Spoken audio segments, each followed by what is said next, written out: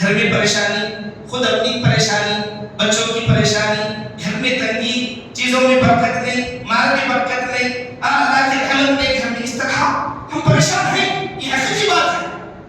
لیکن سلام اس میں دیکھیے، کوئی بندہ کسی کو السلام علیکم بولتا ہے تو اس کے معنی کیا بتائے گئے ہیں؟ تم پر اللہ کی سلامتی ہو. سلامتی ہر انسان کو ضرورت ہے، دنیا میں بھی، برزخ میں بھی، آخرت میں بھی. سلامتی کی ہر انسان کو دنیا میں بھی ضرورت ہے. آج دیکھو جن لوگوں کے پاس مال ہے وہ کسی اور پریشانی میں ہے، جن لوگوں کے پاس مال نہیں ہے وہ مال کی پریشانی میں ہے، جن لوگوں کے پاس اولاد ہے وہ اولاد کی پریشانی میں ہے کہ اولاد ہماری اطاعت نہیں کرتی، جن لوگوں کے پاس اولاد نہیں ہے وہ اولاد نہیں بول کر پریشان ہے. چنانچہ ہر انسان کچھ نہ کچھ پریشانی میں ہے. لیکن یہ سلامتی کی چیز بولے ایسی چیز ہے، سلامتی کی دعا ایسی ہے کہ اللہ تبارک و تعالیٰ جو بھی برائی ہے اس سے دور کرے گا.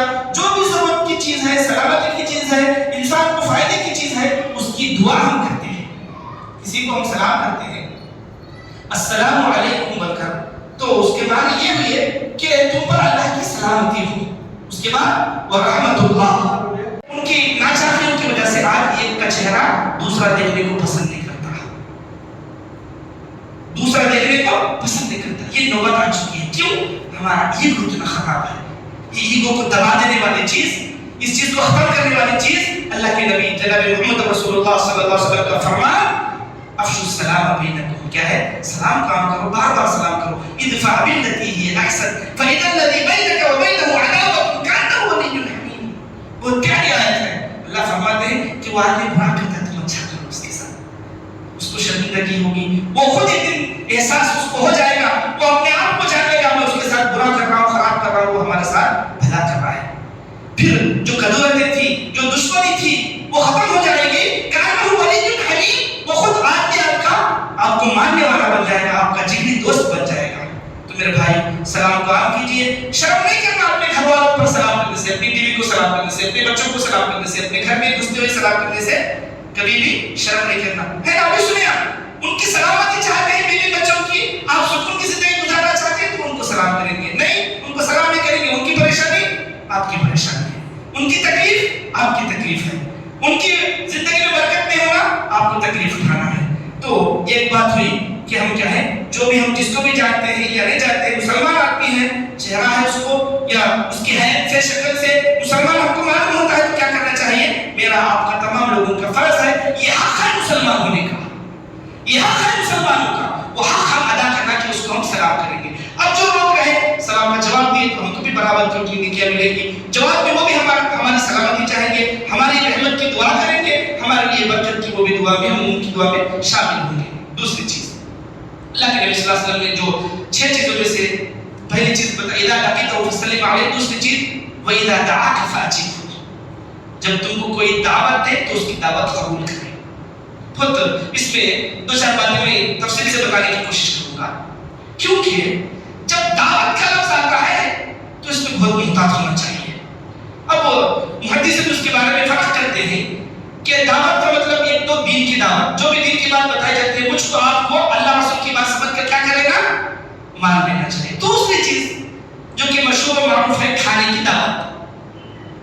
کھانے کی دعوت، کوئی آدمی ہم کو دعوت دے تو بلاتا ہے تو جانا چاہیے، لیکن بلائیں گے تو سب، لیکن جانے والے آدمی کو پرکھنا چاہیے.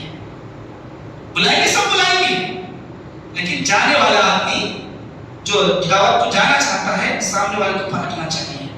وہاں کوئی شرعی مخالفت نہیں ہوتی ہے. اللہ کی آیتوں کا، نبی کریم صلی اللہ علیہ وسلم کی احادیث کا وہاں کھلواڑ نہیں کیا جا رہا ہے، ناچ گانا نہیں ہو رہا ہے، ویڈیو وغیرہ نہیں ہو رہی، اور ڈی جے وغیرہ لگا کر، ساؤنڈ لگا کر، پھول وغیرہ لگا کر کیا شادی وغیرہ کر رہے ہیں. تو ایسی صورت میں اگر اس کی کمائی حرام ہے یا اس کے بارے میں ہم کو معلوم ہے کہ یہ مختلف انسان ہے، یہ برابر نہیں ہے، تو بچ جانا چاہیے، بچ جانا چاہیے. بلائیں گے سب کو بلاتے ہیں. آج کل تو سسٹم اور خراب ہو گیا شادیوں کے تعلق سے. ہر دعوت قبول، کون سی دعوت قبول کرنا ہے؟ ایک ولیمے کی دعوت ہے. اللہ کے نبی صلی اللہ علیہ وسلم کے زمانے میں جو دعوت ہوتی تھی ولیمے کی دعوت ہوتی تھی، ولیمے کی دعوت ہوتی تھی. وہ دعوت اہم ہے، قبول کرنا چاہیے. اب اللہ کے نبی صلی اللہ علیہ وسلم کے زمانے میں اتنی چیزیں نہیں تھی، اتنی چیزیں نہیں تھی. اور آج کل تو ہم کیا ہے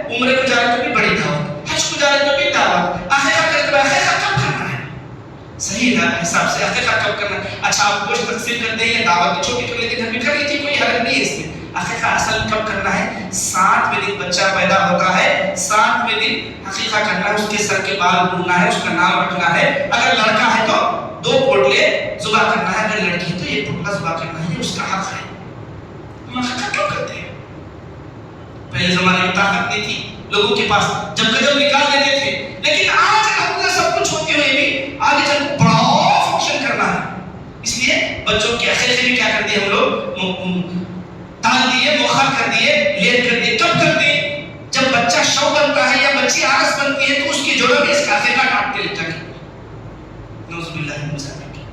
کہ جب تک کیا ہے, جب آدمی عقیقہ نہیں کرتا ہے تو وہ بچہ کیا ہے, جسے ہم کوئی چیز کسی کے پاس جا کر رکھ کر کوئی چیز پیسے ڈالے ہیں تو کیا بولتے ہیں, اس کو گدڑی بولتے ہیں نا.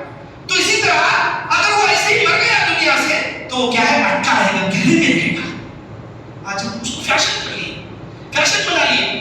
بچے کے شادی کے وقت 18 سال کو شادی کرتے ہیں ہم لوگ, تب تک اس کا عقیقہ موقع ہوتا ہے سمجھ جا کے اس میں ملا دیتے ہیں.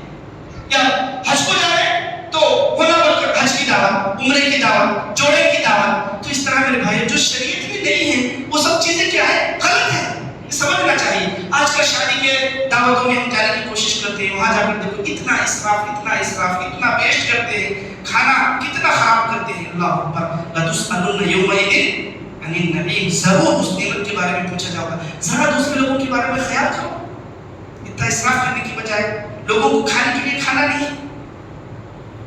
بعض علاقوں میں لوگوں کو 3 وقت کی روٹی نصیب نہیں ہو رہی, آج اللہ کا دیا اور ہمارے پاس بہت ہے, تو اس طرح اسراف کرتے ہیں. شادی میں دیکھو کتنے رقم کرتے ہیں, اجلا چکن, لال چکن, ہرا چکن, سکا چکن, لیگ پیسا, نہیں سو پکا کر وہ بریانی, یہ بریانی, وہ پسند, یہ پسند. نام کیا ہونا, نام ہونا.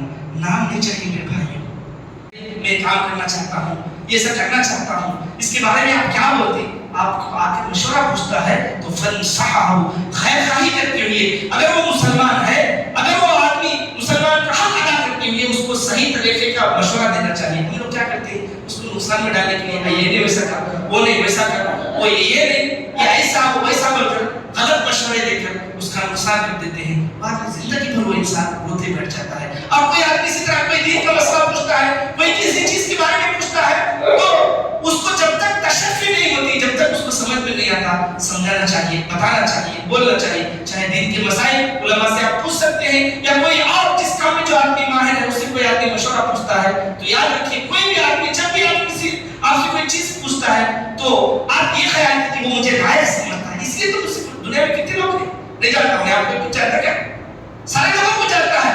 لیکن جب آپ کے پاس آیا ہے, آپ کو پوچھ رہا ہے, تو کیا مطلب اس کے بعد آپ کا اپنا خیر خاص سمجھتے ہیں, لیکن اس کا غلط فائدہ اٹھاتے ہوئے آج کل شادیوں کے بارے میں جو رشتے جوڑتے ہیں, اسی طرح کا معاملہ ہے. کسی کے بارے میں کچھ پوچھو, آؤ بچہ بہت خراب, آؤ بچہ بہت خراب, فوراً توڑنے کی کوشش کرتے ہیں. نہیں, صحیح بات بولو, صحیح بات کیا ہے بتاؤ, جڑاؤ.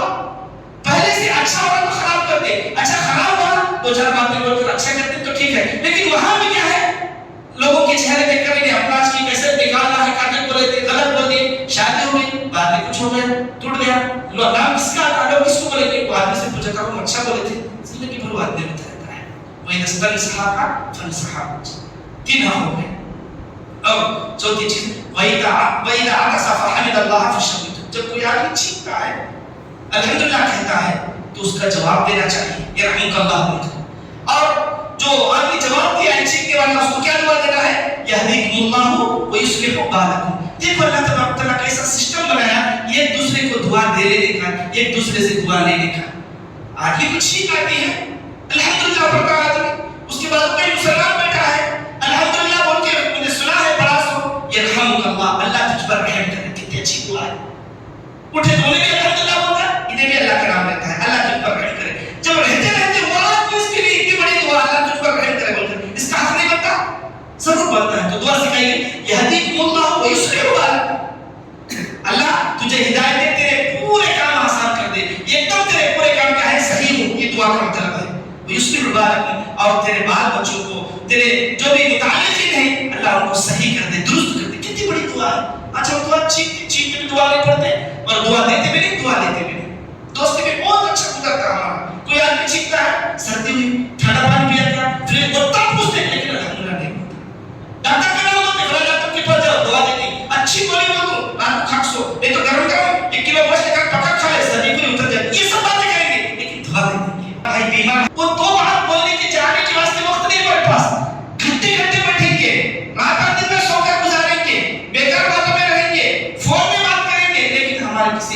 بالغ آدمی کو، جماعت کا آدمی ہے، مسلمان آدمی ہے، جس کو ہم جانتے ہیں ہمارا دوست ہے، ہمارا رشتہ دار ہے، بیمار ہے، تڑپ رہا ہے، چھوٹ رہا ہے تکلیف کے، جا کر اس کو صرف سلام کر کے تو باتیں بیان کرو، تمہارے گناہ معاف ہوتے ہیں، صبر کرو، اللہ اس کا اچھا بتا دیتا ہے. یہ بولنے کے واسطے ٹائم نہیں. حدیث میں آتا ہے جو بھی بندہ کسی بیمار آدمی کی عادت کے لیے شام کو جاتا ہے تو صبح تک 70,000 فرشتے اس کے خدمت میں دعا کرتے ہیں. 70,000 فرشتے. پھر اگر صبح میں جاتا ہے تو شام تک 70,000 فرشتے دعا کرتے ہیں. کتنی بڑی بات. اور ایک حدیث میں آتا ہے، مسلم شریف کی روایت ہے، اللہ کے نبی صلی اللہ علیہ وسلم فرماتے ہیں جب ہم کسی بیمار کو دیکھنے کے لیے جاتے ہیں، کتنا نہیں ہوتا بیمار کو دیکھ کے انسان کے دل اندر سے پسند جاتا ہے، اللہ بچاؤ، اللہ اچھا دعا نکلتی ہے. حدیث میں آتا ہے کہ فرشتہ بازو رہتا ہے جب ہم کسی کے لیے بھلائی کی دعا کرتے ہیں، ملک المعطل جو مقرر فرشتہ ہے وہ بولتا ہے کہ اللہ تجھے اس مصیبت سے دور رکھے. ہم کسی بیمار آدمی کو دیکھو آدمی تڑپ رہا ہے، جا کر اس کو کیا بولتے ہیں اللہ تیری تکلیف دور کرے بول کے ہم اس کو دعا دیتے ہیں، تو فرشتہ ہمارے کو بولتا چونکہ تو اس کے حق میں دعا کر رہا ہے اللہ تجھے اس مصیبت سے بچا کے رکھے. گویا بیماری آنے سے پہلے بیماری کا علاج ہم تلاش کر رہے ہیں. لیکن یہ باتیں نہیں سمجھ میں آتی ہیں. وہاں جانا بولے تو وقت ہونا، یہاں جانے تک کہ یہ راستے میں کتنے کلو مل جاتے ہیں، وہاں ٹائم پاس ہو جاتا پلٹ کے آ جاتے. لیکن ہاسپٹل جا کر یا کوئی اپنا بیمار ہے اس کے پاس جا کر دو تسلی کے بول بولنے کے واسطے آج ہمارے پاس وقت نہیں ہے. حدیث قدسی ہے، اللہ کے نبی فرماتے ہیں قیامت کے دن اللہ بولے گا میں بیمار تھا تو نے میری عیادت نہیں کی. انسان پریشان کرے گا اللہ تو رب العالمین ہے، تو کیسے بیمار ہو سکتا ہے؟ تو اللہ بولے گا میرا فلاں بندہ بیمار تھا تجھے معلوم تھا، میرا فلاں بندہ بیمار تھا تجھے معلوم تھا. اگر تو اس کے پاس گیا ہوتا تسلی کے دو بولے ہوتے اس کو تسلی دیا ہوتا، اس کو دلاسا دیا ہوتا تو میری رضا کو آج تو پا لیتا. اس لیے میرے بھائیوں آج ہمارے دلوں میں جو ضد ہے یا ہمارے کریکٹر سے جو ہمارے عمل سے ہم جو بتا رہے ہیں کہ ہم کیا ہے ایک دم سخت بن چکے ہیں، تو کبھی بیماروں کا چکر کاٹنے کے لیے، بیماروں کو دیکھنے کے لیے ہاسپٹل جا کر آئیے. ہاسپٹل کو جا کر دیکھیے وہاں انسان کو زندگی نظر آ جاتی کیا ہے.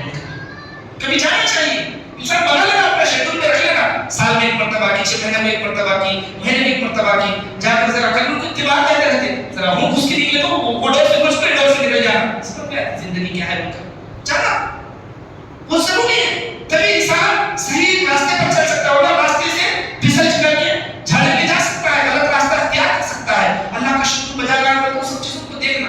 ہمارے پاس مال ہے، اللہ کی بیوی دولت ہے، تندرست ہے، پھر کون سی چیز ہم کو نہیں کیا کمانے سے آنے والا. اگر برا نہیں لگے تو میں بول دوں گا، لیکن برا نہیں لگنا چاہیے. آج ہم کیسی بات بناتے ہیں زندگی میں کرا سو پاتا ہے نہیں ہے حق ہم کو بولنے کا. زندگی میں کرا سو وہ محاسبہ کرنے والا کون ہے؟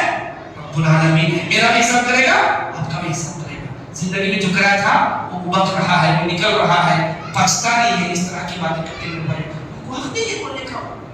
اس کے عمل اس کے ساتھ ہم کو صرف انسان ہونے کے ناطے اس کا درد اپنا درد سمجھنا چاہیے، اس کی تکلیف ہماری تکلیف سمجھنا چاہیے. چہ جائے کہ ہم یہ سمجھ لیں کہ اس کے بارے میں ایسے بتائیں کہ انسان اتنا سخت دل بن چکا ہے، اس لیے آج اس شریعت کی باتوں کو بھی جھٹلانے پر انسان اڑا ہوا ہے. آخر چیز رہی چھٹا فرما وَإِذَا مَاتَ فَاتَّقِهُ، جو حقوق اللہ کے نبی نے اس حدیث میں ذکر فرمایا ہے وَإِذَا مَرِضَ فَعُودُهُ وَإِذَا مَاتَ فَاتَّقِهُ، کسی انسان کا انتقال ہو جائے تو اس کے جنازے میں شرکت کرنا چاہیے. اب آئیے اس تعلق سے ہمارے پاس ایسا گھٹیا منصوبہ ہے اور ایسی گھٹیا فکر ہے ہماری، اللہ کی پناہ چاہتے ہیں. سب رشتہ دار کا انتقال ہوا تو جنازے میں جاتے ہیں لوگ، اپنا رشتہ دار ہے اپنے جان پہچان کا ہے تو اس کے جنازے میں جاتے ہیں، اس کے تدفین میں جاتے ہیں. اگر وہ رشتہ دار نہیں ہے تو نہیں جاتے. میں یہاں نبی کو بھی دیکھا بہت سارے جنازے جاتے رہتے ہیں. آج کل پہلے زمانے میں تھا فون میں تھی اتنا زیادہ اطلاع دی جاتی فلاں آدمی کا انتقال ہو گیا، اصل میں تدفین کر رہے تو اصل تک سب لوگ جمع ہو جاتے تھے. آج فون کہتے ہوئے ہم نماز دی کیا اب لیکچر دی کیا اب ٹیک جب کا جب پڑھ لینا گھر میں گیا مسجد میں جاتا، مسجد کی نماز ہوگی تو خبرستان میں جاتا. اللہ اوپر نیکی کیسے ملے گی، نیکی کیسے حاصل کرے گا انسان؟ فکر ہونے چاہیے کتنا بڑا ثواب ہے اس کا. حضرت ابو ہریرہ رضی اللہ تعالیٰ عنہ کی روایت ہے، بخاری اور مسلم کی روایت ہے. حضرت ابو ہریرہ فرماتے ہیں اللہ کے نبی صلی اللہ علیہ وسلم نے فرمایا من شہد الجنازہ حتی یصلی علیہا فلہ خیرات، جو بھی آدمی کسی جنازے میں شرکت کرتا ہے فلہو قرات، اس کے لیے ایک قرات ثواب ہے. ومن شہدھا حتی تدفن فلہو قراتان، اور وہ برابر اس کے ساتھ رہتا ہے یہاں تک کہ اس کو قبر میں دفن کر دیا جاتا ہے تو اس کے لیے 2 قرات ہے. پوچھا صحابہ نے ومن قراتان؟ قال مثل الجبلین العظیمین. اللہ کے نبی یہ قرات بولے آپ یہ کیا ہے؟ تو فرمایا 2 بڑے بڑے پہاڑوں کے برابر نیکی ہے. دیکھو میرے